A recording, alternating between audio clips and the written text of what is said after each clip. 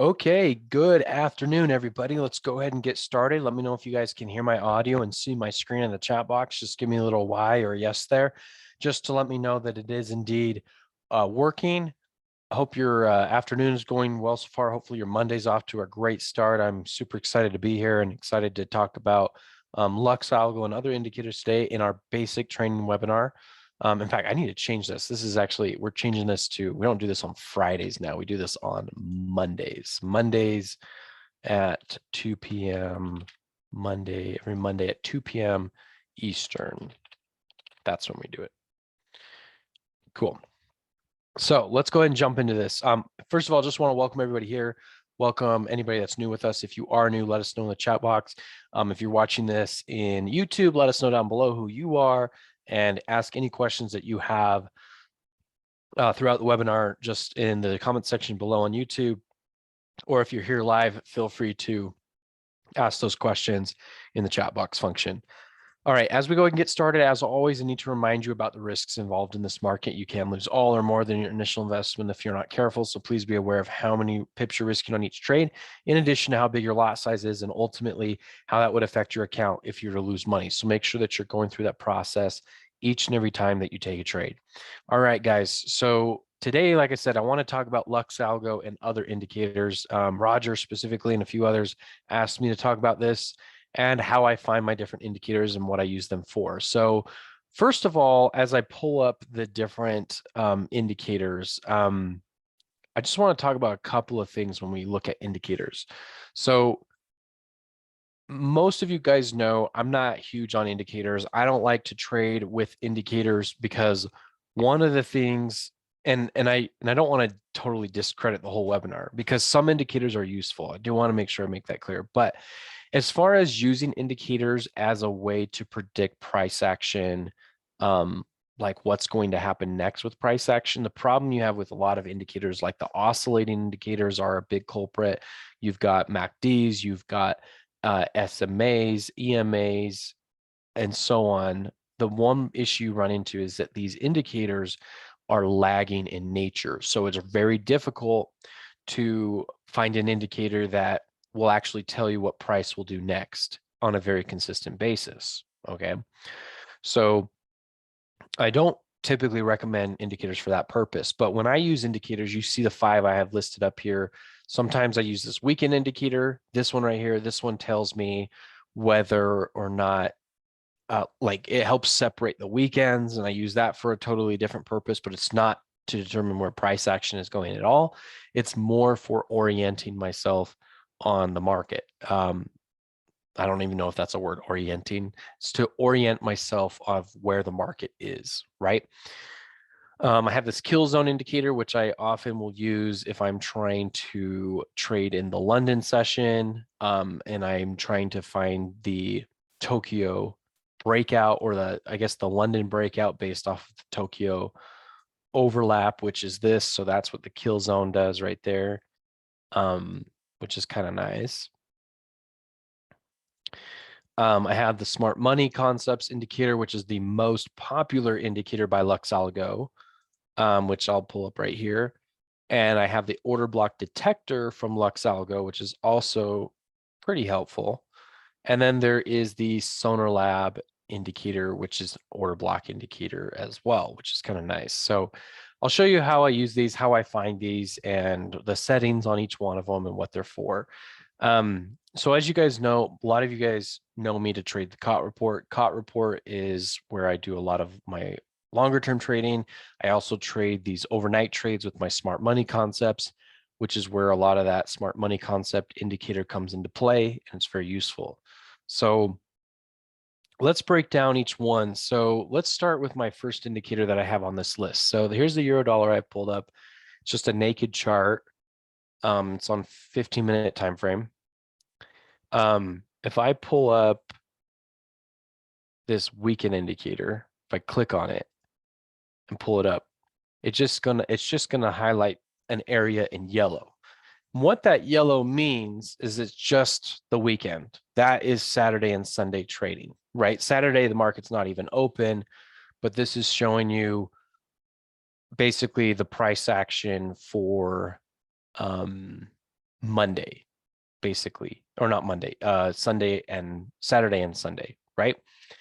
And then if I scroll over this way, you'll see nothing. It's just a white space with a naked chart. And if I continue to scroll, here comes another yellow area. What this yellow area means is this is not last weekend, but the weekend before. So this is what the market did. And the reason why I like this is because a lot of the strategies I trade are based off of a week to week analysis. So you're holding trades at the start of the week and you're or buying and selling based off the start of the week and you're letting these trades sit all week long, right? So that's what this does is it helps you kind of orient yourself, because if I turn this off, you don't know what you're looking at. Was this Monday over here? Was this Tuesday? It's just a chart. That's all it is. But if I can orient myself, it's kind of nice, because when I trade the COT report, it's a Sunday to Friday trade. So I need to separate the weekends. So if I'm ever doing a back testing on a strategy that uses the COT report or any other strategy that's week to week, I want to see where the week started and where it ended, right? Okay, here's where it started, here's where it ended, here's where it started, here's where it ended, right? All of that is really helpful and useful information, okay?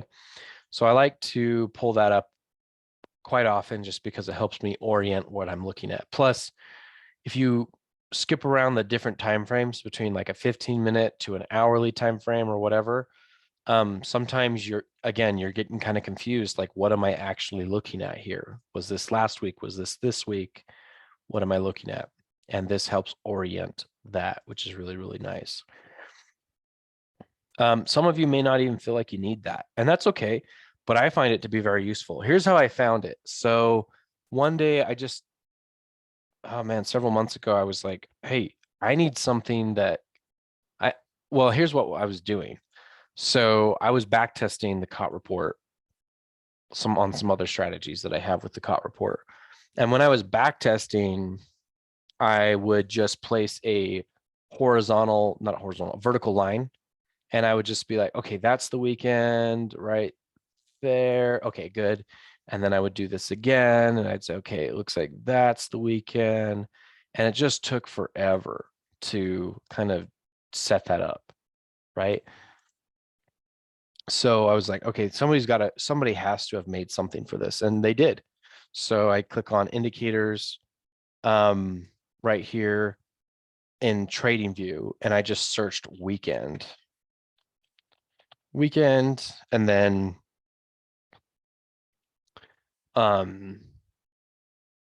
you just click on the indicator that you want. And I think a lot of people have a lot of different weekend indicators. There's a ton here. The one that I use is this one. It's called, how do you find this again? You click on this and then you go to about this script. It's going to load. Here it comes. Yeah, it's called Weekend Saturday and Sunday by Veronimus. That's who created this. Kind of nice. And then it'll just pop. So you just search in weekend. And it's this one right here. And it even shows you how many people are using it. So it's 918 people that are using this indicator. I'm obviously one of them, but kind of nice. Okay. And that's all that's for. And you can turn it on and off. I didn't change any settings. I just left it how it is, right? Turn it on and off like that. You just can hide it and unhide it. Okay, the next one is the kill zone indicator. And like I said, the kill zone indicator is if I'm ever doing an overnight trade where I'm trying to find a liquidity zone that's just outside of the kill zone. So for example, a lot of the times, like this is the euro dollar. What I have found is, and this isn't always the case, but if the market breaks down just after the Tokyo session and breaks into a liquidity zone, then the market will usually go the other way, just like it did here. So here's the Tokyo session. That's the kill zone that I've set up. It will break that way, and then it goes the other way, right? And it's not always the case, but Like right here, it didn't do that. It didn't do it right here. This one doesn't appear to have done it. This one was kind of weird and actually did do it last night. It broke down below the kill zone and then came back up. Here's one that did it. Here's the kill zone, broke down below the kill zone, and then came up. This one did the same thing. Here's the kill zone. Here's the Tokyo kill zone. Came up and then came down. This one didn't do it. This one did it. Came just above the kill zone and then came down. Actually went below it too. Both ways. So it's kind of nice. It's kind of a useful tool if you're trading overnight. If you're looking for overnight trades, it's nice to have. But if you're not doing that, then there's no need to have that. Okay. How do I find this one? You just go back to indicators, search kill zone, and this one is by who created this one? About the script. RJG Trader. It's called Asian Range and Kill Zones. That's what this one is, RJG Trader. Okay. The other indicator I have pulled up is the Smart Money Concepts indicator by Luxalgo. This, I could be wrong, but I think this is the most popular indicator on TradingView. So if you just search Smart Money Concepts, here it is. There are 25,000 people using this indicator. The last time I checked this, which was several weeks ago, I think they only had like 19,000. So it is growing exponentially. These guys are doing really, really well, and they create great content. Luxalgo does. Very helpful to a new trader. So let me show you how to use this, how to find, obviously here's how you find it. You just go to indicators and search Smart Money, and you can see it's the one that has a ton of people using it, over 25,000 people using it right now, which is really, really cool. And we're one of them, which is fun. So I just flip it on like this, and it's ready to use. So there's several things on this indicator that could confuse a new trader. So first of all, I think it's important to kind of have a grip on what Smart Money Concepts is in the first place. Smart Money Concepts, you're trying to trade like the banks and buy where banks are buying and selling what they're selling, obviously. But it's specific based off of market structure. Okay. So when the market is going up and down, it's creating structures all the time. And those structures are either called, well, I guess they're just called support and resistance. And when they break, they're either called a break of structure or a change of character. Okay. So you'll notice on here, when you pull up this indicator, there's a lot of labels, right? So you'll see I've got labels right here. This says right over here, change of character or chach. Whenever you see a change of character, what that means is it's the first breakout of a new trend. So if the trend was down and then you have a change of character, that means you have a new trend forming. Okay, it's the first break of structure of a new trend. That's what a change of character is. Okay, so as this market progresses, it forms an order block right here, which usually these order blocks, from what I've seen, often form around a change of character. So pretty close. I don't know exactly how or why they're placing their order blocks where they're placing them, but it certainly looks like they're just taking the last candle that surrounds change of character and calling that they're calling that an order block after the first break of structure in a new trend. This last candle is the last candle before a major up move that is close to the change of characters. That's how I think they're doing it. But let's carry along and see if that's what they're doing long term. Okay, and then there's another break of structure right here. You had a nice resistance zone. It broke. You have another break of structure right here. Market breaks above that and keeps going up. Then you have a change of character because this was a break to the downside and it actually broke down. And so you'd be looking for sells. But it's interesting because it actually just kind of kept going up. So that can definitely happen. And I've seen that happen multiple times.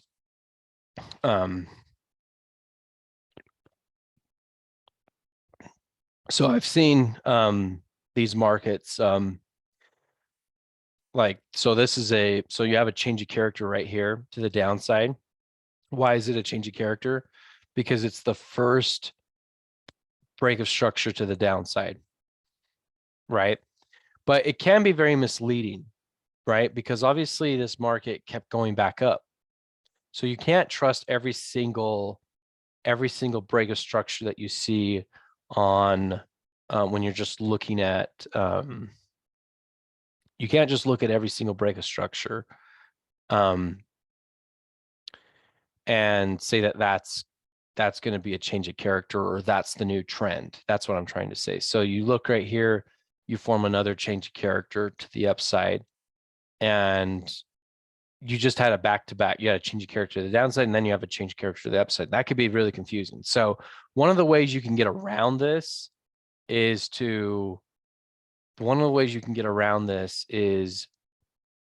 to look at multiple time frames. If multiple time frames are saying the same thing, then you're probably good to go. If you're just looking at one time frame, like this 15-minute chart, and then a change of character shows up and you're just trading because of one time frame, that may not be the best way to do it. But if you've got multiple time frames saying the same thing, you might have something there. And yeah, Roger says blue is demand, right? Yeah, blue is demand, and this red or pink area up here, that's the supply zone. So far on this euro dollar, it's really liked this blue area. It's been a good demand area that it's liked. Yep. This pink area would be supply, obviously. So something to look at. Those supply demand zones have been useful, but again, they're all just based off of breaks of structure. They're not necessarily based off of actual orders being placed. I know they have another indicator that you can actually pay for that'll show you the volume that's inside of each order block. It won't just post an order block and be like, yep, buy here. It'll say, here's an order block. And then your job is to basically, once you've got your order block, then your job is to go in there and see how big is it. Is it a bigger order block than normal? Is it a smaller one? And you can actually see that with their other indicator, but that one you have to pay for. I've never used it, but it seems like a cool idea. You'll also see, they don't necessarily show the whole liquidity zone. Yeah, so that's one of the issues. So for example, if you were to look for a sell right here in this sell zone, notice how the market barely went above liquidity and then came down. That happens a lot. And you can get yourself in big trouble with that. So that's something important to be aware of, is that the market has the ability to fake out, right? Like this one did. So great point, Roger. Really appreciate that point. So I would use this on multiple time frames. I wouldn't just use it on one time frame, because if you're just using this exclusively, you will be taking a lot of bad trades as well. There will be some good trades, but yeah, there's going to be a lot of bad trades. That's what I've noticed with this. The other thing that I like to do is I like to use their order blocks in conjunction with their other indicator, which is called the order block detector. I'm going to switch that one on.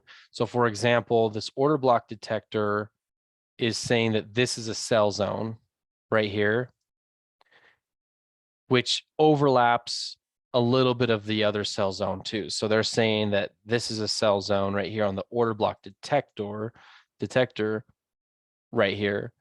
But then on Smart Money Concepts, excuse me, and then the order block detector says that this is a sell block actually, and they overlap. So in the areas where they overlap, that might be a better area to buy or sell. But if they don't overlap, then maybe it's not a good idea to use it, if that makes sense. I hope that makes sense. So that's my favorite one, actually. So if I turn off Smart Money Concepts, this one called Order Block Detector, this is my favorite order block indicator out there. This one is. The other thing that I like to do when I'm using this order block detector is I will go out to multiple different time frames, like an hourly chart. And I'll say, okay, on the hourly chart, this is some significant demand right through here. And on the 1 hour chart, this is supply right up in here. Okay, I'll look at that, be like, okay, that makes sense. Then what you'll do is go to another time frame, like a 2 hour, and see if they say the same thing. So on the 2 hour, this is still a green order block to buy, but the next selling block is up here. So I'm going to highlight that right there. And then let's go to a 3 hour time frame. On the 3 hour, this is highlighted right here. And so is this right here. Yep. And let's go to a 4 hour time frame. And it looks like these areas are still highlighted. This area and this area. But this one right up here is not. So for me, when I look at that after I've gone to multiple different time frames, if there is a certain area that is showing to be demand, supply or demand, and it really lights up, that's where I might place a trade. So a sell order in this area might make more sense than maybe even this area, because it appears that this is the real area that the market likes to bounce away from right there. Same thing with the buys. This area seems to be a very consistent area to buy at. So just something to take a look at and be aware of. Okay, let's see. And the last indicator is this one by Sonar Lab, which is also pretty nice. Sonar Lab, though, I've kind of discovered how they work. It's an order block indicator that basically just looks at a single candlestick, no matter what time frame you're looking at. So it doesn't really just include a zone. It is just a candlestick. So if you, first of all, if you find that this is a selling area right here, based on the 4 hour chart, if you go to a 3 hour, that area is now only this big, right? So it can be very confusing sometimes. Let's try a 2 hour. So that's why I recommend, if you're going to use order block indicators, you have to use multiple time frames.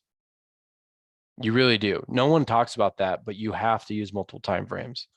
So so when I overlap, this is the indicator right here. So you can see where it's really turning purple. That's where the real order block is. You go to a 45-minute.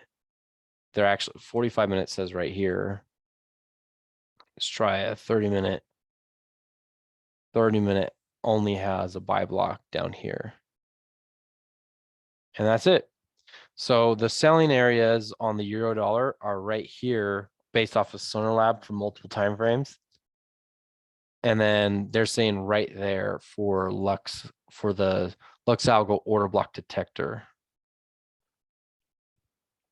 So if I had to pick one single area after doing all of that information, looking at all that, basically I would just look at this area and then delete the indicator. That deep dark purple, that's where all the selling is. And you did that. How did you do that?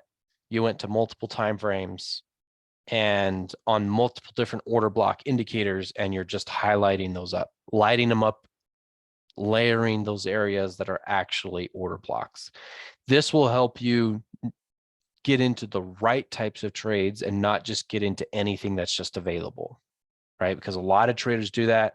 They'll just buy and sell anything that's just available, whatever is there, they'll just get into. This will protect you from that, which is really, really nice. Okay. And those are pretty much the indicators that I use. Those are the 5 that I like. There are tens of thousands, maybe hundreds of thousands of indicators out there,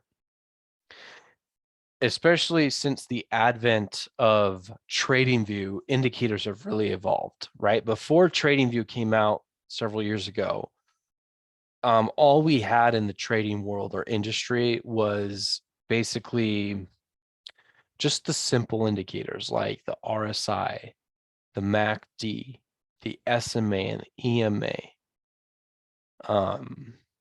Who else am I missing? Right?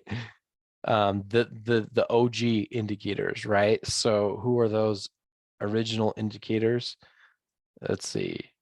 Let me see if I can find them.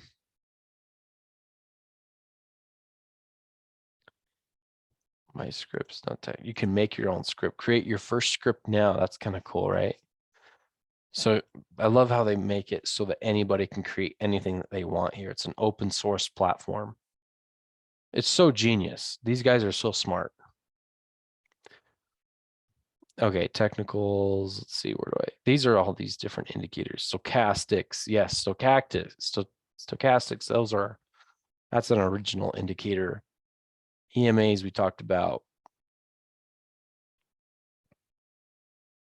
Volume indicators. Bollinger Bands. I forgot about those. Those are pretty much from the beginning of time. John Bollinger. What else do you have here?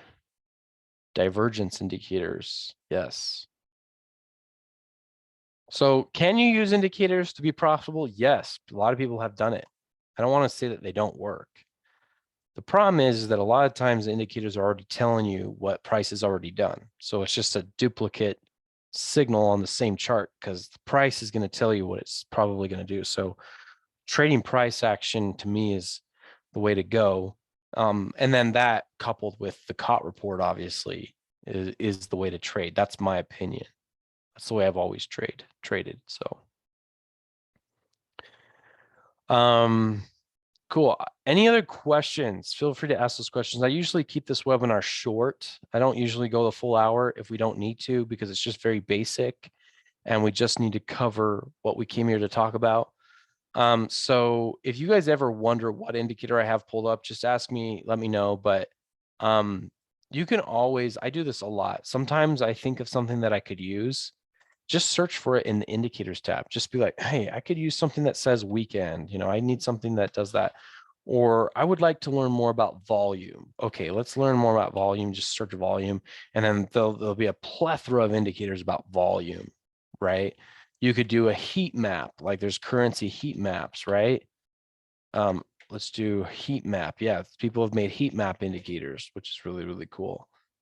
There's smart money concepts. You guys know about ICT, Inner Circle Trader, ICT, a lot of ICT indicators, right? Yeah, heat maps are basically, so Roger, heat maps are, let's actually pull one up. Let's see what it looks like. So if I click on this one, oh, I need to get rid of a few of these. Here, let's get rid of Sonar Lab for now. And let's pull up heat map.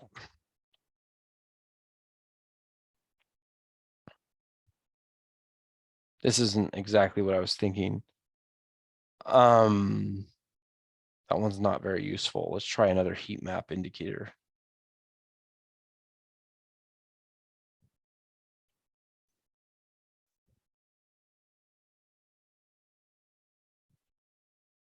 Oh, wow, that's interesting. Here, let's try the heat maps. I'm thinking of let's do Forex heat map.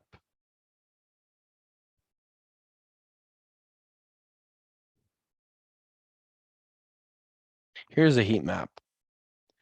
It's just an X and Y axis grid that shows you the strongest currency versus the weakest currency in the market right now. So on this heat map, it appears that like the Aussie CAD and Aussie Yen, those are extremely long on the heat map, 30-minute and hourly timeframes. And their other timeframes are looking good too, but they get darker green when it's a stronger signal. I don't use a lot of heat maps, to be honest, Roger. I don't like heat maps, actually. I used to use them a lot. Now I don't. Here's the problem I have with heat maps. They're telling you which direction the market's already gone. It's not going to help you figure out where the market's going to go. supposedly, yeah, journal does better. Yeah, exactly. Because the journal is indicative of where they're going. Yes, it's also showing you where the banks have gone. But since they take their trades based off of, they take trades that last weeks and months at a time, even though it's a little delayed, the journal and the COT report are signals of what is to come in the next several weeks. So there's nothing wrong with a journal like that, right? And actually, that's the way you should trade. The problem with these is they flip on a dime, and it's also based off of where markets have already gone. So, to be honest, heat maps are kind of worthless. They really are. I know a lot of people trade them. I actually followed a guy. He was very convincing. He said heat maps all the way.